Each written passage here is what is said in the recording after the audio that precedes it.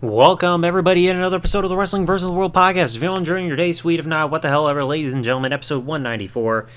It is time to cover a weird subject matter here in a way, because of some of the booking. Going to be talking about Stone Cold Steve Austin's 2001 run.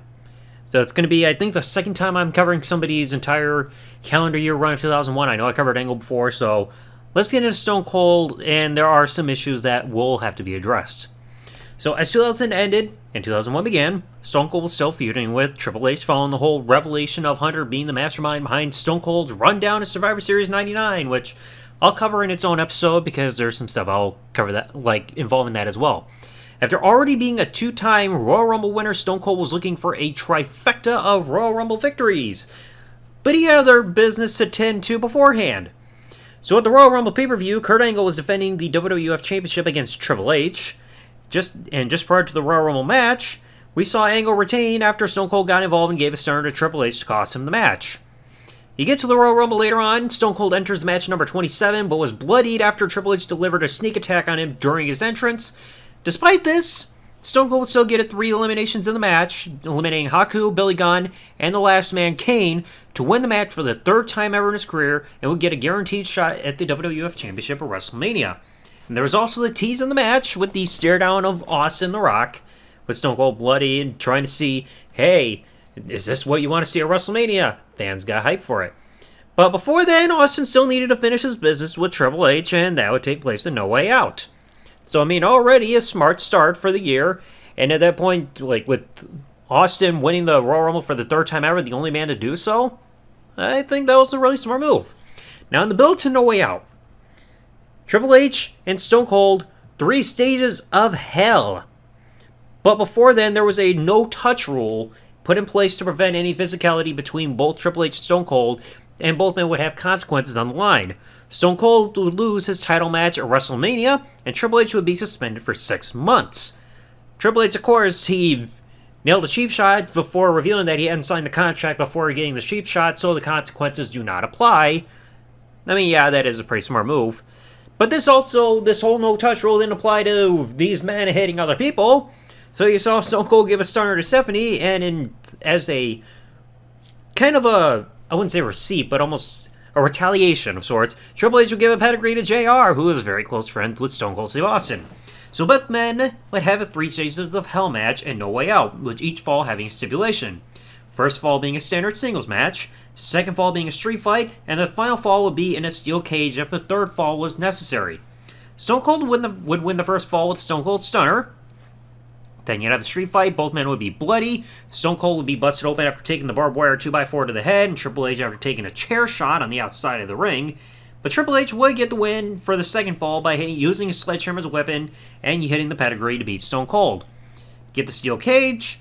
Both men had a pretty smart finish where they both hit each other with weapons, sledgehammer and barbed wire 2x4 at the same time, but Triple H barely stopped himself from falling at time, so he made sure to delay his fall so that he lands on Stone Cold, who fell to the canvas first, in order to get the pin and win this match to conclude this feud. 5-star classic here, without a shadow of a doubt. Now, the very same show, you would see The Rock regain the WWF Championship from Kurt Angle, the very title that he lost to Angle back at No Mercy 4 months prior. So that meant the WrestleMania main event would be Stone Cold versus The Rock for the WWF Championship for the second time in 3 WrestleManias, because Austin was out the year prior due to his neck surgery. Now, during the feud, they tried to make it personal. Stone Cold's then wife, Deborah, would temporarily be placed as The Rock's manager to add personal turmoil between the men for the upcoming Royal Rumble match. And eventually Deborah got taken out of there because, oh, damn pal, you didn't stop these two from fighting on a random episode of SmackDown, so no, take her out of the equation. And they emphasized that Stone Cold would do anything that it takes to become WWF champion. He needs him more than anything in the world. So then during the match's introduction, it was announced that it was now no disqualification. This would be a very bloody, brawling encounter inside Stone Cold's home state of Texas. And we would get a surprise here with Vince McMahon coming down to the ring after already losing a street fight to his son Shane earlier in the night. So Vince would actually stop The Rock from retaining the WWF Championship. And I remember The Rock being like, motherfucker. It would actually assist his longtime rival Stone Cold into winning the title which turned Austin heel in his own home state of Texas, but the crowd didn't know that. They just cheered thinking Vince turned babyface, shook hands, and Stone Cold drank beer as a celebration. Now, there are two things I had issues with. Number one was the finish for the Rock-Austin match here, because the fact that it ended with chair shots over and over and over, and all of a sudden, oh, it's a pin, it felt a little anticlimactic for my preference. I mean, I would have preferred if you got one more stunner there for an exclamation point conclusion there. And also, joining Vince, your longtime rival that's made your life hell for the last few years. I get that he was... The line was he'll do anything to become champion, but of all people to align yourself with, you align yourself with a guy who you've had so many problems with over the years, didn't want you as the top guy in storyline. Like, you both just made each other's lives a living hell, so why align? Now, after WrestleMania, it would be solidified that Austin not only had an alliance with Vince McMahon, but also Triple H, who joined him in attacking The Rock when a steel cage match the night after Raw went to a no contest.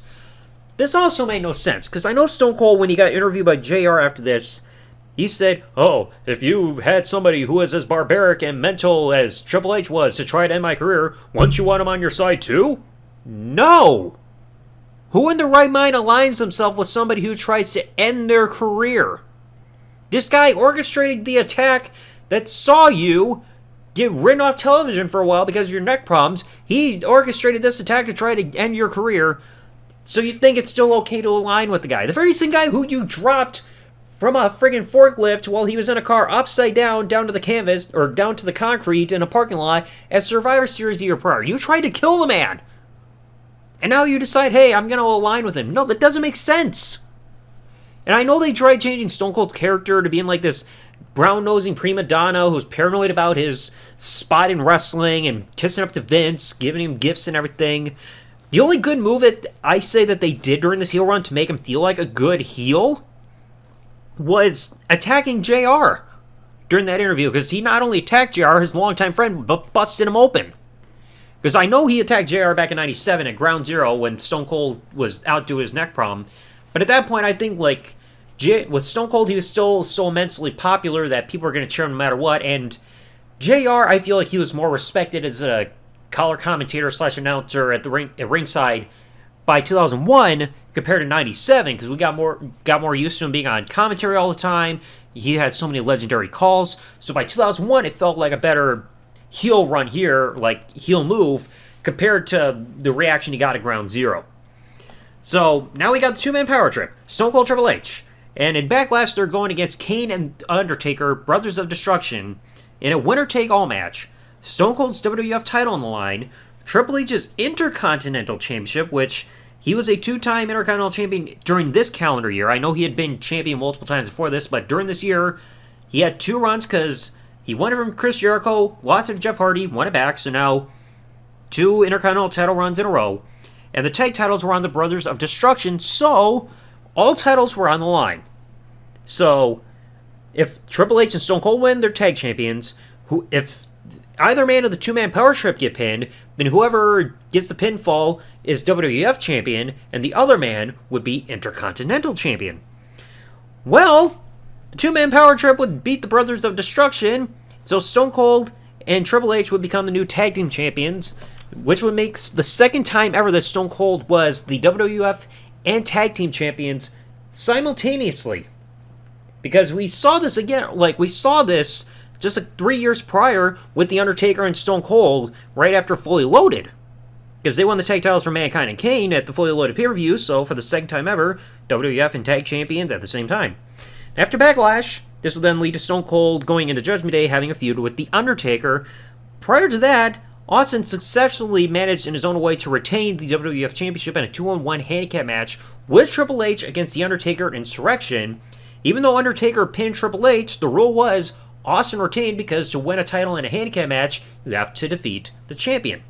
So since Triple H got pinned, Austin retains. Now, one memorable moment in the build to this pay-per-view was Stone Cold getting thrown through a plate glass window by The Undertaker. And this was just before Insurrection. Backstage on SmackDown, just grab him, throw him right through the window, broken glass, cut in the eye, ambulance, all that good stuff. So both men would then have a no-holds-barred match for the WWF Championship at Judgment Day. Stone Cold ended up retaining thanks to interference by Triple H. But then the next night, things went to hell because Stone Cold and Triple H would then have to defend their tag team titles against the new number one contenders, Chris Jericho and Chris Benoit, who won the tag team turmoil at Judgment Day the day prior. So, tag team title match on the line, highly praised match. Jericho and Benoit would win because this was the match where Triple H infamously tore his left quadricep muscle, getting in the ring to try to break up the walls of Jericho on Stone Cold. Still finished the match. Massive respect to Triple H because that cannot have been easy to do. So now, the tag team titles were off the two-man power trip, and the tag team was officially over after this because of Triple H being away until January 2002. So now, Stone Cold was still kissing up to Vince, and you saw stuff get booked with Kurt Angle too, with these segments and everything coming up. But now you got King of the Ring. Stone Cold finds out he has got to be in a triple threat match against Benoit and Jericho for the title. Stone Cold thinks, that's not fair. I don't deserve this. Huh? And he tries signing a petition to get this overruled, but Spike Dudley gets pissed off. He's like, oh, you call my girlfriend Molly Holly a bimbo. Screw your petition, rips it up. So now we still got the triple threat. So King of the Ring happens. Stone Cold retains the championship after Benoit gives a avalanche back suplex to Jericho, but Benoit also knocks himself out because he was also dealing with a legit neck issue. Stone Cold pinned Benoit, retained the title. This is also a match where Booker T made his WWF debut and interfered and dropped Stone Cold through the announce table. And according from what I remember, based on backstage reports, Stone Cold had an issue like where his hand was injured, which is why he was away from the ring for a little bit. And he also had a bit of an issue with his lower back because of that drop through the announce table. So a couple little injuries kept him kept him out of the ring for a little bit. And then we saw the segments with Kurt Angle, comedic stuff. I get that there's a place in comedy and wrestling, but my problem with this, though, was that Stone Cold was having his funny moments while being a heel, which got a positive reaction out of the crowd. They're laughing because Stone Cold's being funny. But a heel should not be doing that. Like, I get that people want stuff to like in wrestling, but it's like the heel's job should be to get the negative reaction. Even when The Rock was doing his Hollywood Rock stuff like a year and a half later, even when he would get cheered by the fans, he would then shut them down. Like, he's making jokes at the Hurricane, like, shuts it down, like, oh, The Rock says you're, like, you ain't nothing, 5 feet nothing. Oh, The Rock's cell phone's going off. Oh, it's nothing, he says he knows you. Crowd laughs, and he's like, oh, don't laugh at The Rock's jokes, so he shuts them down. Stone Cold didn't do that. He was getting the positive reaction, which, again, like I said, the heel should not strive to get. Get the crowd to hate you. That's the point of the villain. Anyways, then after this came the Invasion pay-per-view. Was supposed to be fully loaded, but the whole Invasion storyline, the pay-per-view was going off. And this was when we would see more chaos because Vince is seeing that WCW and ECW are uniting to form the alliance, and Vince decides, hey, damn it, pal, I want the old Stone Cold back. Like, he doesn't want the Stone Cold that hugs him and gives him presents and everything. He wants the beer-drinking, foul-mouthed SOB. Stone Cold didn't want to do that. He's like, nah, walks away. Then the big one, July 16, 2001 episode of Raw, the WWF and Alliance big brawl in the ring. Stone Cold was at a bar, but then he pulls up in his truck, beats the hell out of people. The old Stone Cold's back, stunning everybody in sight from the Alliance. So it looks like Stone Cold temporarily has turned babyface again to head Team WWF going into the 10-man tag team inaugural brawl against the Alliance at Invasion. But like I just mentioned, it was short-lived because then at the pay-per-view in the main event, Austin would turn on the WWF by attacking Kurt Angle, give him a stunner, and give the win to the Alliance. And align himself with them. Till Stone Cold would jump ship with his explanation saying that he felt like Vince was trying to groom Angle to be the next top guy, take his spot. Which is like, okay, I can understand the feeling of betrayal. But with the Alliance, I know it was WCW and ECW. But you saw a lot of WCW t-shirts with this new logo there. It was mostly known for WCW because WCW was coming in to try to take over and defeat the WWF because of Shane buying them out. And I know there was like the whole thing of owning the copyright with ECW and the court stuff and everything. But you only saw WCW championships during that time. Like the world title, United States title, and the tag titles. I don't think they had any other titles brought in. But it's like, there weren't much of notes in terms of like ECW logos or names sticking out there outside of maybe some t-shirts. But that's it. It was mostly WCW. and Stone Cold was aligning with them, even though WCW was the company that he hated, and that caused the genesis of Stone Cold Steve Austin to be born once he started in ECW and then became the Stone Cold character after the disastrous Ringmaster thing when he came in late 95, early 96. It doesn't make sense to align with a group that essentially represents a company that you hated. So then this betrayal from the Invasion, that will lead to the feud with Kurt Angle going into SummerSlam, and during the build, Angle would win and lose the WCW Championship to Booker T due to interference by Stone Cold. Bill the first time when Angle won the title, but then succeeded to cost Angle the title in the title defense. Now during the SummerSlam match, Angle would continue to fight through the match despite being bloody and taking several stunners. So Stone Cold, he decides, hey, I gotta retain my title. He tries to get himself disqualified by attacking WWF referees. Punches and stunners and everything. Didn't work. Angle gets the Angle Slam. Then in runs Nick Patrick, the Alliance referee. Starts counting like 1, stops, rings the bell. Oh, Angle won? No, he decides to end the match, give Angle the win via disqualification to keep the title on Stone Cold. So, I mean, yeah, it was a bit of a flat finish, but it made sense in storyline.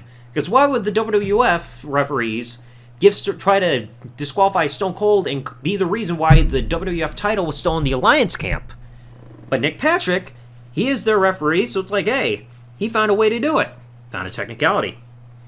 So then, we have Unforgiven after this. Rematch going on because of this match's conclusion. We saw the segment where Angle would hose down Stone Cold in the Alliance with the milk truck, similar to Stone Cold's beer truck segment from before WrestleMania 15. And Austin decides to retaliate from this embarrassment by taking Kurt Angle's gold medals, tying him into a center block, and throwing him off a bridge. Then Angle decided to kidnap Austin and force him to give a rematch by blindfolding him, chaining him up, thinking, I'm going to throw you off a bridge. But once Stone Cold was crying and everything, he decided to give a rematch. That's when Angle shoved him into a little kiddie pool. Big embarrassment there. So you get the rematch at Unforgiven. This was post 9/11, of course. And Austin will get put in the ankle lock when Angle stopped him from getting kicked and going for a stunner. Pulled Austin back away from the ropes. Austin still got his hand underneath the bottom rope, like onto the apron, and still tapped out. Referee rang the bell. So Stone Cold lost the WWF Championship despite that to Kurt Angle. So then Austin would disappear from television for a few weeks. And then Rob Van Dam would win a match to earn a WWF Championship match on Austin's behalf while he was away. So Austin would get his rematch for the title on the October 8, 2001 episode of Raw, where Austin would win after William Regal turned heel by attacking Kurt Angle, leaving the WWF and joining the Alliance. So now Austin was champion again. Then it would also be announced that Kurt Angle and Rob Van Dam, the man who got Austin his title match in the first place, Angle, Austin, and Rob Van Dam together would form a triple threat match and No Mercy for the championship, which Stone Cold would retain after hitting a stunner on Van Dam. And this was also a match where Austin revealed that the chair shot that Vince gave him to the back of his head that busted him up, yeah, the scar's still there. Good move, Vince. And then a little side note, after this, there was also the Rebellion pay-per-view that happened overseas. Austin retained his WWF Championship against The Rock after interference by Kurt Angle, who just prior to this jumped ship to the Alliance, which made no sense by this point, but it will later on. So then the Invasion storyline would finally conclude at Survivor Series with the WWF versus Alliance Tag Team match, elimination match, where the losing team would see their company gone, winning team take over. So the WWF, you had The Rock, Chris Jericho, Big Show, Kane, and The Undertaker. The Alliance, you had Stone Cold, Kurt Angle, Booker T, Rob Van Dam, and Shane McMahon. Vince was supposed to be on the Team WWF, but I think they said he was injured, so Big Show took his place. Tag match goes on. It's down to Stone Cold and The Rock. Stone Cold, the WWF champion representing the Alliance. The Rock, the WCW champion representing the WWF. A little weird there. And almost forgot, prior to all this, we got the What chants that began.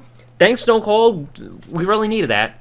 And the Raw before this, we also had the whole segment for Stone Cold and The Rock singing songs and mocking each other, singing Delta Dawn and Margaritaville and all that.